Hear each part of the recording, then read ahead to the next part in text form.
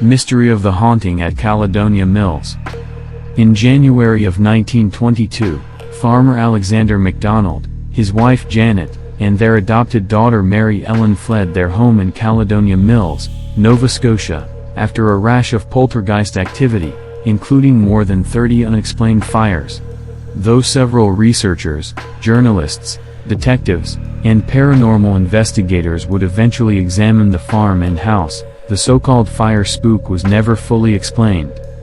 The poltergeist activity that had plagued the household for almost an entire year included moving the cattle around when no one was in the barn, mixing ashes into the stored milk, and even braiding horses' tails. Most notable, however, were the fires that earned the haunting of its name. The fires would spring up spontaneously all over the house and grounds, often far from the hearth or any other source of a spark. Everything from wallpaper to wet towels was said to burst into flame. It got so bad that the family organized a kind of neighborhood watch to guard against arsonists, though none were ever found. Eventually, the family fled the property for good. Once the family moved out of the house, journalists and would-be paranormal investigators moved in.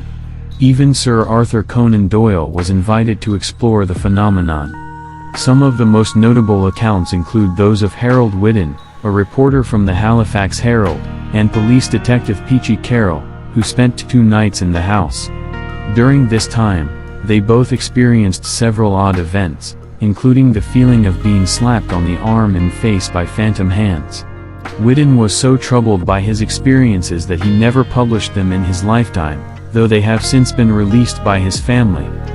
Another prominent investigator who visited the home for several days was Dr. Walker Franklin Prince, who concluded that the poltergeist activity emanated from the family's then 15-year-old adopted daughter, Mary Ellen, this in spite of the fact that Dr. Prince, himself, experienced no unusual phenomena during his stay.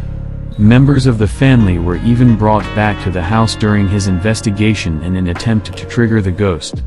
Dr. Prince did, however, report unexplained rapping noises in his office back in New York for several weeks after he had completed his investigation into the Caledonia Mills spook farm.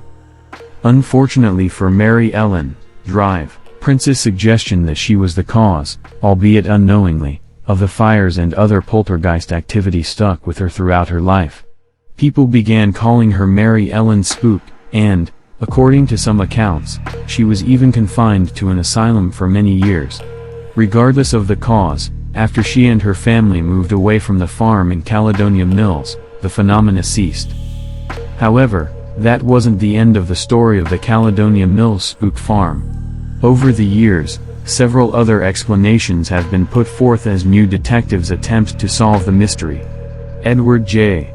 O'Brien, a lecturer who stopped off at the nearby St. Francis Xavier University, posited that the fires might have been caused by radio waves passing through Caledonia Mills between the radio towers at Wellfleet, Massachusetts, and Glace Bay, Nova Scotia, though to modern science that theory sounds perhaps even more incredible than fire spooks. A variety of books have been written on the strange occurrence, including the 2013 book Fire Spook, The Mysterious Nova Scotia Haunting by local Pictou County author Monica Graham. Graham suggests that a neighbor may have been responsible for starting the fires. Arsonist or no, the Caledonia Mills legend persists. Even today, long after the farm and house have disappeared, people say that if you take home any item from the property, your house will burn down. According to one couple, who call themselves P.O.N.I. pair of normal investigators, this has been tested by regular everyday people, who have put things such as shingles or bricks in sheds, etc., and the buildings always catch fire.